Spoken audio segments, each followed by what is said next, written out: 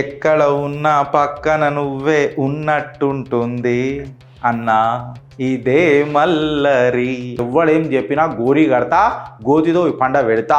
రాహుల్ గాంధీ అండమాన్ నికోబార్ దగ్గర పోయి పర్యావరణం నాశనం అవుతుంది అని చెప్పి లొల్లి పెడుతున్నాడు. పర్యావరణం అని చెప్పి పేరు చెప్పి అభివృద్ధిని అడ్డుకుంటావా అని చెప్పి రేవంత్ రెడ్డి చెప్తున్నాడు. According to mister Revanth Reddy అష్టదరిద్రులు ఎవరు? మళ్ళొకసారి ముఖ్యమంత్రి నేనే, అది నేనే, అది నేనే అని చెప్పి మాట్లాడుతున్నాడు. తొక్కుకుంటూ వచ్చినాం మోడీని రాజీనామా చేయమన్, నేను రాహుల్ గాంధీని ప్రధానమంత్రి చేస్తా, గింజ గింజ తెలంగాణలో కొంట అంటే రాహుల్ గాంధీ పుడతాడు దేశంలా అని చెప్పి ఈడ వ్యవసాయాలు చేసిరా రైతులు ఇన్ని రోజులు? లేకపోతే రేవంత్ రెడ్డి మాకు ముఖ్యమంత్రి అవుతాడు అని చెప్పి వరుణుడు వర్షాలు కురిపించిండా ఏంది?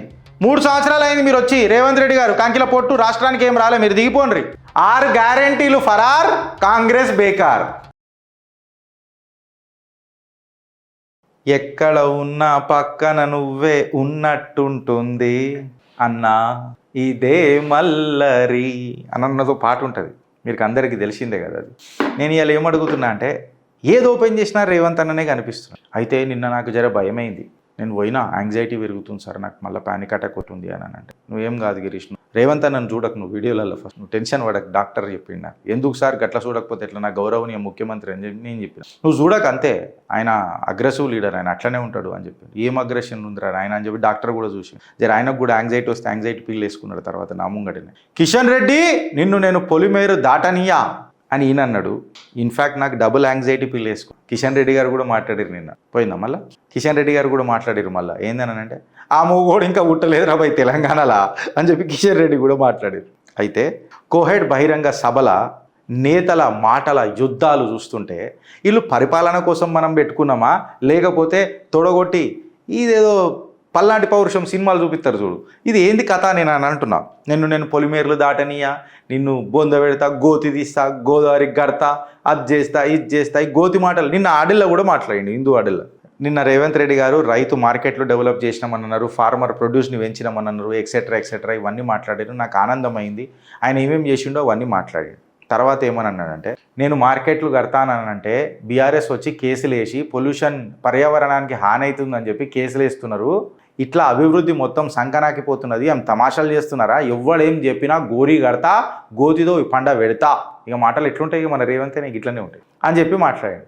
అయితే పొల్యూషన్ పర్యావరణం అని చెప్పి మాట్లాడంగానే నాకు భలే సంబరమైంది, నిజంగా చెప్పాలంటే ఆశ్చర్యమైంది. అదేంది గిరీష్ సంబరమైంది అని అంటావు, ఆశ్చర్యమైంది అని అంటావు అని అంటే, మళ్ళీ ఇలా రాహుల్ గాంధీ అండమాన్ నికోబార్ దగ్గర పోయి పర్యావరణం నాశనం అవుతుంది అని చెప్పి లొల్లి పెడుతున్నాడు. మళ్ళీ ఇలా రేవంత్ రెడ్డి ఏమని మాట్లాడుతున్నాడు, ఇదే పర్యావరణాన్ని బీఆర్ఎస్ నాయకులు పర్యావరణం అని చెప్పి పేరు చెప్పి అభివృద్ధిని అడ్డుకుంటావా అని చెప్పి రేవంత్ రెడ్డి చెప్తున్నాడు. అదేందో నాకు అర్థమైతలేదు. చిరంజీవి గారిది ఒక పాట ఉంటుంది, గుర్రువా గుర్రువా గుర్రం ఎక్కు గురువా ఒడియడమైతే గొడవా అని చెప్పి ఒక పాట ఉంటుంది. ఇప్పుడు నేను గురువుని నమ్మాలనా, శిష్యుని నమ్మాలనా? గురువు తోప, శిష్యుడు తోప. గురువు ఏమో పర్యావరణం అంటున్నాడు, శిష్యుడేమో అభివృద్ధి అంటున్నాడు. ఇద్దరు పేర్లు ఆర్లతోనే మొదలైతే, ఒకడేమో కాంగ్రెస్లోనే పుట్టిండు, ఇంకొక ఆయననేమో కాంగ్రెస్ వాళ్ళు కొని తెచ్చుకున్నారు. మళ్ళీ ఇప్పుడు ఆయన అన్నాడు, ఈ అష్టదరిద్రులు ప్రాజెక్టులు చేయనిస్తలేరు నన్ను అని అన్నాడు. మళ్ళీ ఇప్పుడు అష్టదరిద్రులు ఎవరు దేశాలకి? According to mister Revanth Reddy అష్టదరిద్రులు ఎవరు అని అనేది ఒక పెద్ద క్వశ్చన్ ఇవ్వాలి. రేవంత్ రెడ్డి గారు మాట్లాడాలి. తుమ్మల గారికి నేను 2400 కోట్లు నిధులు కేటాయిస్తున్నా, మార్కెట్లలో రైతులు వచ్చినప్పుడు కూడా ఏసీ భవనాల లెక్క ఉండాలా, అబ్సల్యూట్లీ ఫైన్. మాటలు ఆచరణలకు దిగినాయి అని అంటే దాన్ని మించింది ఇంకేం లేదు. మళ్ళీ దాని తర్వాత పాలమూరు రంగారెడ్డి లిఫ్ట్ ఇరిగేషన్ స్కీమ్కి వస్తాడు, బీఆర్ఎస్ దాన్ని నెగ్లెక్ట్ చేసింది అని అన్నాడు. మళ్ళీ అప్పుడు బీఆర్ఎస్ వాళ్ళు కూడా అసెంబ్లీ సాక్షిగా కల్వకుంట్ల చంద్రశేఖరరావు గారు మాట్లాడింది ఏంది, కేసులు వేసి ప్రాజెక్టులను ఆపుతున్నారు అని, నేనేమన్నా నా ఇంటికి నీళ్ళు తెచ్చుకుంటున్నాను అరబై అని చెప్పి కేసీఆర్ మాట్లాడాడు. మళ్ళీ ఆ ముచ్చట కేసీఆర్ మాట్లాడింది కూడా గిదే కదా. మళ్ళీ అప్పుడు కేసులు వేసిన దురంధరులు ఎవరు, కాంగ్రెస్ వాళ్ళ వేరోళ్ళ, ఆ పంచాయతీ కూడా తీసి మాట్లాడతాం కదా. మళ్ళీ తెలంగాణ అభివృద్ధిని ఇవాళ మీరు అడ్డుకుంటున్నారు, రేపు వాళ్ళు అడ్డుకుంటున్నారు. ఇవాళ వాళ్ళు అడ్డుకుంటున్నారని మీరు అంటున్నారు, వెనకటికి వీళ్ళు అడ్డుకున్నారని వాళ్ళు అంటున్నారు.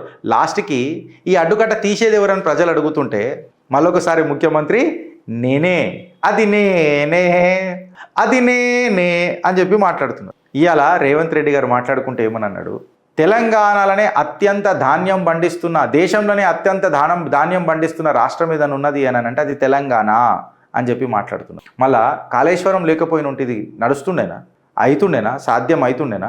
మళ్ళీ వెనకటికి ఎందుకు గాలే మీ కాంగ్రెస్ హయాంలా? వెనుకరికి టీడీపీ హయాంలలో ఎందుకు గాలే? కేవలం అది బీఆర్ఎస్ వచ్చిన తర్వాత మీ కాంగ్రెస్ హయాంలో అంటే 30 నెలల్లో మన రేవంత్ రెడ్డి తీసుకొని వచ్చిండా. నువ్వు ప్రాజెక్టు కట్టకపోతేవి, ఒక ప్రాజెక్టు కూలిన ప్రాజెక్టుని నువ్వు దాన్ని మరమ్మత్తు కూడా చేయకపోతేవి, చెయ్యకుండా రైతులు తన ధాన్యం పంటని రెట్టింపో 3 రెట్లో 5 రెట్లో ఎట్లా పెంచిండ్రు నాకు సబ్జెక్టు చెప్పగలుగుతావా రేవంత్ రెడ్డి గారు? ఒక్క ప్రాజెక్టు కూడా వర్షాలు పడ్డాయి, వర్షపాతం పడితే ఏ పంటనైనా పండుతుంది. మళ్ళీ అది వరుణుడికి మనం సంతోషకరమైన సంబరాలు చేసుకోవాలి కదా. మేడిగడ్డ పర్రెలకు సిమెంట్ పెట్టలేకపోతేవి నువ్వు మళ్ళీ వచ్చి నేను వచ్చి ఇట్లా చేసినాము అని అంటే ఏడికైనవుతుంది. పరిపాలనను నిజంగా చెప్పాలంటే పరిపాలనను కూల్చిన కుబేరుడు లెక్క నడిపిస్తున్నా. నేను ఏమనాలిగా, నాకు రైమింగ్లో కొన్ని మాటలు వస్తున్నాయి కానీ మాట్లాడలేను. కాన్స్టిట్యూషనల్ పొజిషన్లో కూడా మీరు కూడా ఉన్నారు.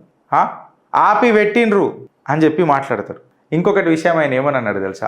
ఇవన్నీ ఆపి పెట్టినా రాష్ట్ర ఖజానాలో రూపాయి లేకపోయినా అప్పు మొత్తం తెచ్చి నాకు కుప్ప పెట్టినా నెత్తి మీద, నా వయసు చిన్నదైనా ధైర్యం చేసుకొని ముంగడు పోతున్నా. అంటే మీ వయసు చిన్నదని చెప్పి మీరే డిక్లేర్ చేసుకుంటారా? మేమేమో యంగెస్ట్ సీఎం రేవంత్ అన్న మాకి కిరికిరి 25 साल से हम भी चारमीनार पे बैठे आज हमारा తెలుగు ఆత్మగౌరవం ఢిల్లీ దాకా పోతుంది. మా అన్న ప్రధానమంత్రి అవుతాడు, ప్రెసిడెంట్ అవుతాడు, తర్వాత ట్రంప్ని జరుపుతాడు, అమెరికాను కూడా ఇక్కడికి వచ్చేసి మొత్తం అఖండ అమెరికా తయారు చేస్తాడు అని చెప్పి మేమని అనుకుంటే మీరేందన్నా కేవలం చిన్న వయసు పెద్ద వయసు అని చెప్పి మాట్లాడతారు. మీరు పరిపాలించే స్థాయికి ఎదిగినరు అని అంటే ఒక సేవకులైనరు. మీరు ధైర్యం మీ డిఎన్ఏలోనే ఉన్నదే. దాని తర్వాత ఒక ఆశ్చర్యచకితమైన ప్రశ్న ఏంది తెలుసా? ఓ మాట అన్నాడు, గుండ్లు అరగుండ్లు చాలా మాట్లాడుతుర్రు, తమాషాలు తీస్తా, తమాషా చేస్తున్నారా, నాకు అన్నీ చూస్తున్నా, మాకు మాటలు వచ్చు అని చెప్పి మాట్లాడి 2 కేంద్ర మంత్రులను గుంజుతాడు టాపిక్లకు. కిషన్ రెడ్డిని, బండి సంజయ్ని. ప్రతి గింజ సెంటర్ కొనాలే, మాకు కూడా మాటలు వచ్చు మస్తు, తొక్కుకుంటూ వచ్చినాం. ఎట్లొచ్చినాం? ఒక గౌరవ పొజిషన్లో ఉన్న ముఖ్యమంత్రి ఏమనన్నాడు? గెలిచి ఎలక్షన్లు సద్వినీయంగా గౌరవంగా గెలిచి వచ్చినామని అనలే. ఏమనన్నాడు? తొక్కుకుంటూ వచ్చినాం. 12 ఏళ్ళు అయింది మోదీ వచ్చి, మోడీని రాజీనామా చేయమని నేను రాహుల్ గాంధీని ప్రధానమంత్రి చేస్తా, గింజ తెలంగాణలో కొంట. అరే రాహుల్ గాంధీ ప్రధానమంత్రి అయితే దానికి రైతులకు ఏం సంబంధం? అంటే రాహుల్ గాంధీ పుడతాడు దేశంలా అని చెప్పి ఈడ వ్యవసాయాలు చేసిరా రైతులు ఇన్ని రోజులు? లేకపోతే రేవంత్ రెడ్డి మాకు ముఖ్యమంత్రి అవుతాడు అని చెప్పి వరుణుడు వర్షాలు కురిపించిండా ఏంది? నాకు ఒకటి అర్థమైతలేదు రేవంత్ అన్న, మీ కాన్సెప్ట్ ఏంది? 12 ఏళ్ళు ప్రధానమంత్రి ఉన్నాడు, గద్దె దిగుమను ఇచ్చేయండి సార్, దిగిపోండి సార్, మోదీ గారు దిగిపోండి, ఫోన్ చేస్తాను నేను కూడా. చేయాలా సార్? చేస్తున్నా. చేయాలా? ఎత్తుతాడో లేదో నాకు కూడా తెలియదు. మళ్ళీ అంటే నేను చెప్పాను దిగిపోతాడా ఏందిగా? మీరు బాగా రాజమౌళి సినిమాలు చూసి ఇన్స్పైర్ అయిపోతున్నట్టున్నారు. నా మాటే శాసనం అని చెప్పి మాట్లాడుతూ చూడు శివగామి. మీరు అట్లా మాట్లాడు మంచిది కాదు. ప్రధానమంత్రినే ముఖ్యమంత్రి దిగిపోమంటుండు, మళ్ళీ ముఖ్యమంత్రిని ప్రజలు దింపేయచ్చు కదా. మళ్ళీ మేము కూడా అడుగుతున్నాం, 3 సంవత్సరాలు అయింది మీరు వచ్చి, రేవంత్ రెడ్డి గారు కంకిల పొట్టు రాష్ట్రానికి ఏం రాలే, మీరు దిగిపోండి. మేము కూడా మా ప్రజల మధ్యలోకైనా ఇంకొక నేను గెలిపించుకుంటాం, మేము తర్వాత పోతాం. మళ్ళీ తొక్కుకుంటూ వచ్చినామని అన్న అట్లా మాట్లాడతారండి గౌరవ ముఖ్యమంత్రి వర్యులు? చెప్పుండ్రి, నాకు ఒకటి అర్థం కాదు. ఇంకొక అల్టిమేటం జారీ చేసిండు, 15 జూన్ వరకు నేను కిషన్ రెడ్డి నీకు టైం ఇస్తున్నా, తర్వాత నీ సంగతి చెప్తా, పొలిమేరలో కూడా దాటవు బిడ్డ, నువ్వు భయపడం. గుండు అరగుండు ఎట్లనో మాట్లాడుతుండ్రు. ఏం మాట్లాడుతురు? మీరు పంచలలో తొండలేస్తానంటే ఆ తొండలతో వాళ్ళే కరెక్ట్ ఆన్సర్ ఇస్తారు. నువ్వు ఎవరైతే పేరు పెట్టి నువ్వు చూడు, వాళ్ళే నీకు కరెక్ట్ ఆన్సర్ ఇస్తారు. ప్రజలు మాకు నిలబడాలి, నిలబడితే మాకు ధైర్యం వస్తుంది అని చెప్పి నేను అనలే, రేవంత్ రెడ్డి గారు మాట్లాడారు. అంటే రేవంత్ రెడ్డి గారికి ఎక్కడనో మనసులో తెలుసు ఏంది, ప్రజలు ఆయన పక్కన నిలబడతలేరు అని. అవునా కాదా? మాకు ధైర్యం వస్తుంది. అరే ధైర్యం మీ డిఎన్ఏలు ఉన్నది రేవంత్ అన్న, ఏం మాట్లాడుతున్నావు? పంచలు కట్టుకున్న వాళ్ళందరూ వైఎస్ఆర్ అయిపోరు అని అంటే కాంగ్రెస్ పార్టీల కాంగ్రెస్ దిగ్గజ నాయకుడిని అవమానించిండా లేదా? పంచలు కట్టుకున్న వాళ్ళందరూ నాయకులు గారు అని అంటే రాజశేఖర్ రెడ్డి పెట్టిన భిక్ష మీ కాంగ్రెస్కి. ఇది గుర్తుపెట్టుకోర్రి. మనం వైఎస్ఆర్తో మాట్లాడతాం. తర్వాత బట్టికి బత్తి పెట్టిండు, కాకపోతే వైఎస్ఆర్ని కూడా అవమానించిండు కదా. వైఎస్ఆర్ కూడా కట్టుకున్నాడు కదా. అంటే కాంగ్రెస్లో వైఎస్ఆర్కి ఎంత అభిమానం ఉంటుందండి? ఇటు వైఎస్ఆర్ని, ఇటు బట్టి విక్రమార్కను, అందరు గోషులు ఉడనీకే ప్రయత్నం చేస్తున్నాడు. నా ఐడియాలజీ వేరే ఉన్నా వైఎస్ఆర్ అని అంటే ఇష్టపడతాం. ఎందుకు చెప్పాలనా? నా అని అనుకున్నోడికి చేసిండు వైఎస్ఆర్ అని చెప్పి మాట్లాడతారు. ఈడ పొలిమేరలు దాటనీయం, తొక్కుకుంటూ వచ్చినాం, నీ సంగతి ఏందో చూస్తాం, ప్రజలు ఇవన్నీ అన్నాక మళ్ళీ ప్రజలు ఇలా పక్కన నిలబడాలి. అంటే ఇప్పుడు ప్రజలు ఉన్నట్ట లేనట్ట అంటే ఆయన ఇప్పుడు ఏమంటాడు 51% మంది ఉన్నట్టే 49% మంది లేనట్టే. అప్పుడు మనం నెత్తి గోక్కోవాలి. ఇప్పుడు అందరు వింటున్నారా నా మాటలు అని అన్నాడు. వింటున్నారు అని అన్నారు. ఇప్పుడు నేను ఒక 2 మాటలు అంటా, మీరు కూడా చెప్పాలి. చెప్తారా? చెప్తాం. చెప్తారా? చెప్తాం. ఆర్ ఎక్ బార్ అని నేను అంటా, మీరు కాంగ్రెస్ సర్కార్ అని అనాలి. వాళ్ళ మనసులకేనా వస్తే బాగుంటుంది. కరెక్టా రాంగా?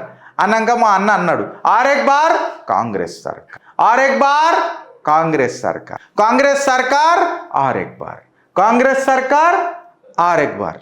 నేను పబ్లిక్ని అడిగిన ఫోన్ చేసి, అన్న మీరు బహిరంగ సభలో మీరు అదే ఊరు కదా మీరు గారు ఉన్నారు కదా అని అంటే అవు మళ్ళీ మీరేమని అన్నారు అంటే మేము అనలే గుంపుల గోవిందా అని ఏమంటారు అనుకొని మేము మనసులో అనుకున్నాం. ఏమనుకున్నారన్న మనసులో అని చెప్పి చెప్తే పబ్లిక్ పల్స్ ఏముండే తెలుసా? 6 గ్యారెంటీలు ఫరార్, కాంగ్రెస్ బేకార్. నేను కూడా అడుగుతా, చెప్తారా? మీకు అడుగుతున్నా, నేను అందరికీ షో చూస్తున్న వాళ్ళు చెప్తారా? నేను అడుగుతున్నా. 6 గ్యారెంటీలు ఫరార్, మీరు కాంగ్రెస్ బేకార్ అన్నారు. 6 గ్యారెంటీలు ఫరార్, కాంగ్రెస్ బేకార్, కాంగ్రెస్ బేకార్, 6 గ్యారెంటీలు ఫరార్. భారత్ మాతాకి జై.